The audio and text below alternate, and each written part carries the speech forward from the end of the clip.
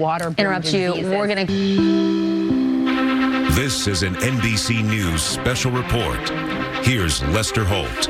Good day, everyone. We're coming on the air with breaking news. President Biden's son, Hunter, has been indicted on federal gun charges. It marks the first time a sitting president's son has been indicted on federal gun charges. Hunter has pleaded not guilty to the charges, but was originally planning to plead guilty as part of a deal that would have dismissed gun charges, but that deal fell through in court back in July. Let's go to Ryan Nobles now on Capitol Hill, who can tell us more about what has transpired. Ryan? Lester, that's correct. Hunter Biden now facing 3 criminal counts related to that gun charge. And this came after the deal that was initially struck with federal prosecutors and Biden's legal team fell apart during a plea hearing in July. And part of the reason that this plea arrangement fell apart were these gun charges. Hunter Biden was scheduled to take part in a pretrial diversion program that would have allowed him to avoid these charges. But the judge in the case was very concerned about the parameters connected to that diversion program, specifically that she would be responsible for monitoring Biden's activity. That began her asking very serious questions about the plea arrangement in general. The two sides could not come to an agreement, and the judge did not accept those plea arrangements. That led to the special counsel in this case, David Weiss, who was originally the U.S. attorney, being given special counsel status by the Attorney General Merrick Garland, giving him the complete purview to continue the investigation into Hunter Biden and then hand down charges if he thought it was necessary. He signaled a week or two ago that there would be charges coming down and that they would come by the end of the month, and he has made good on that promise by filing these charges today through a grand jury. These 3 charges are connected to that gun charge. 2 of the counts are specifically related to the accusation that Hunter Biden lied on an application for a gun permit. And specifically what the law states is that you cannot be an active drug user while applying for a gun permit or the use of a gun. And so the first 2 counts are related to that. And then the 3rd count has to do with the fact that he made a false claim that he was not using drugs during that period of time. Now, the original charge had with it a significant amount of jail time if convicted, perhaps up to 10 years. We're still working out the details as to whether or not those penalties would apply to this specific indictment as well if it is successfully prosecuted by the special counsel's office. But of course, Lester, it comes against the backdrop of enormous political pressure that has been put on the special counsel, in this case, David Weiss, and of course the political pressure that is now on the White House as it relates to this. Earlier this week, the House Speaker Kevin McCarthy announcing a formal impeachment inquiry into the President of the United States, specifically related to his son's activities, questions around whether or not there was influence peddling from the vice president's office through Hunter Biden and his business dealings while he was serving as vice president. To be clear, House Republicans who've been investigating this case now for some time have yet to deliver any hard evidence that connects the president at all to his son's business dealings. But this complicates the political posture for the president heading into a re-election bid that his son, now, as you rightly point out, the first sitting president to face criminal charges in a situation like this. Lester? Ryan Nobles, thanks. We'll ask you to stand by. I'm joined here by NBC News senior legal correspondent Laura Jarrett and NBC legal analyst Danny Savalas. Laura, tell us how we got here. This was the same prosecution that had been willing to make this plea deal and now coming forward with charges. Yeah, and I think it might be confusing for folks at home, especially as it relates to this gun charge that we're seeing today. This is not about failing to file taxes on time. This is certainly not related to anything having to do with Hunter Biden's foreign business dealings. This is solely related to lying on the form as he submitted it to the U.S. government in order to get a firearm back in 2018. And so, Lester, you might be wondering also why now in particular. It's because of the statute of limitations, which prescribes a certain amount of time for which you need to bring criminal charges against somebody. And in 2018 is when he allegedly made this purchase and actually signed the form falsely, according to the government. And so because it happened in 2018, they actually had to bring the charges by this October or the statute of limitations would run out. So that's partly, I think, why we're seeing this right now, even though it has to do with something that happened way back in 2018. As also we know that the special counsel can file charges anywhere. So these happen to be in Delaware because that's where he purchased the gun. But the special counsel could still file other charges. He could still file things related to taxes or other issues, as we know the special counsel has been looking into. So we could see charges in places like California or the District of Columbia, and the special counsel, David Weiss, has already indicated that that's a possibility. And Danny Cervelis, let me ask you this. The case, as we said, is in Delaware.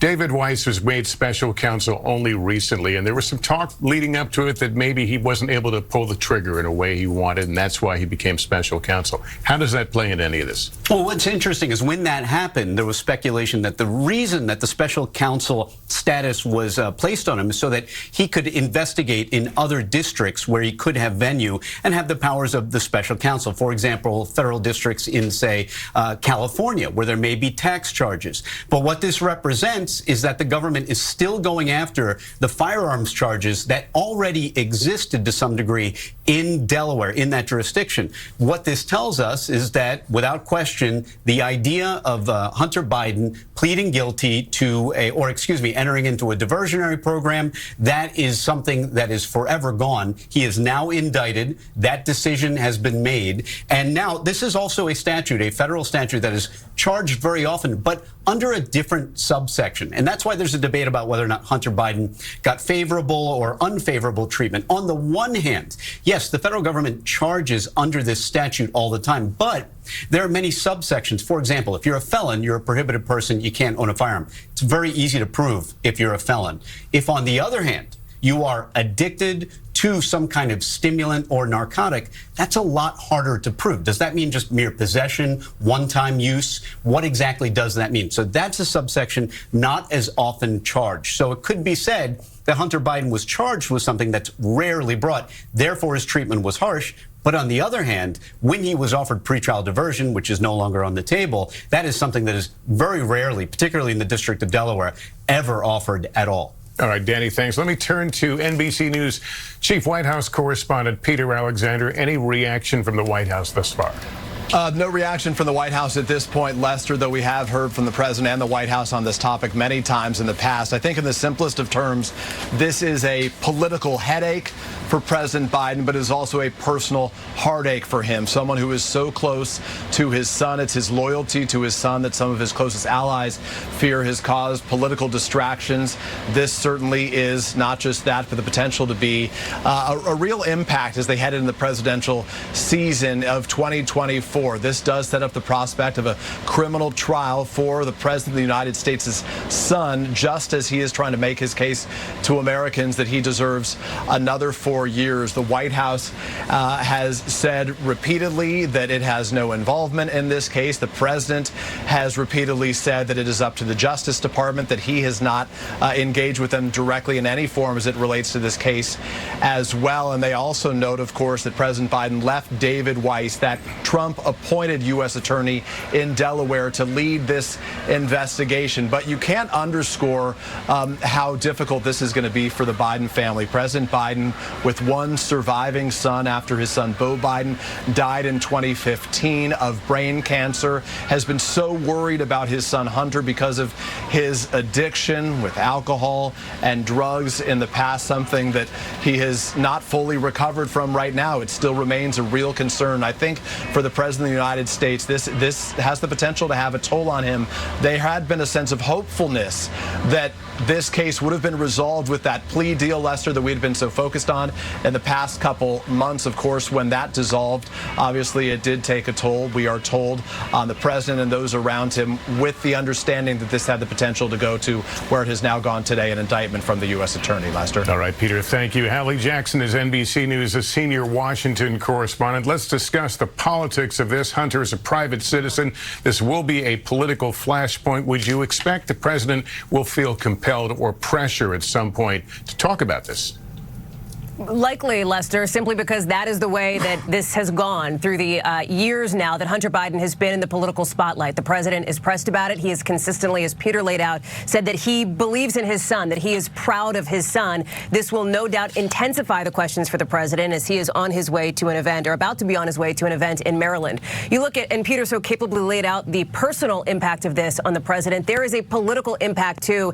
And in a word, Lester, it is partisan because we see deep divisions when voters talk about how they see the issue of Hunter Biden's business dealings and undoubtedly this indictment as well. In fact, a new poll out just today from the Associated Press, obviously taken before this indictment dropped, suggested that while about half of Americans say they have little or no confidence that the DOJ has handled this investigation well, it is a stark divide among Republicans versus Democrats. 66% of Republicans are concerned about any relationship that Joe Biden may have to what his son has done. Only 7% of Democrats. Those numbers, Lester, are not surprising when you talk with voters, when you talk to Americans about how they see the Hunter Biden issue. It depends on what they watch, what they consume, how politically engaged they are, and what side of the aisle they're on, because we know that there has been so much attention on Hunter Biden from the Republican side of the aisle, specifically in the House of Representatives, underscored very directly, Lester, by the impeachment inquiry that was opened just this week. All right, Hallie, thanks to Laura Jarrett. Let me ask you about other potential legal exposure. What are we looking at out there? Well, it's interesting. You know, obviously, as Hallie laid out, a lot of Republicans have been skeptical of David Weiss, the special counsel here. And so I think a lot of people are going to be saying, is this it? Is this all he has? They have sort of been very upset that one of the more serious felonies that he could have potentially been facing, that one already expired on tax charges. Now, there are some that are still available out there. He doesn't have to necessarily bring those, but he does have to bring them again within the statute of limitations. This doesn't mean he's finished then. Well, we just don't know. And I think that's the big question. Again, he can file charges anywhere within the entire United States. So he could still file charges in California separate from this indictment. He could always do a superseding indictment with this if he gets new information and the grand jury decides to develop the facts more. We just don't know, I think. But if this is all that there is, you can imagine for some Republicans that have been very skeptical and making a lot of noise about Hunter Biden's business dealings, this will not satisfy them, given how cabined and how narrow the charges are here. And Danny, how strong or how serious a case is this, and what would you likely expect from a defense? This is a very serious charge, and it carries serious penalties. And because the elements are really that somebody was a habitual addict of a stimulant or a narcotic, you might expect the defense to be something on the order of, well, that wasn't me. I wasn't that person at that time. And of course, the government will likely introduce evidence, say, from Hunter's book or other evidence that they have that maybe has been reported that, in fact, he was in violation of that statute. But that subsection, the idea that somebody is an addict, really leaves open a lot for definition. So that's why it's a statute, a subsection, I say, that is not very often brought. So it'll be very interesting to see how he defends this case, should he choose to proceed to trial. All right, Danny, thanks, Laura, as well. That concludes this NBC News special report. We'll have much more ahead on our streaming network, NBC News Now. And tonight on NBC Nightly News, I'm Lester Holt. Thank you for watching, and good day.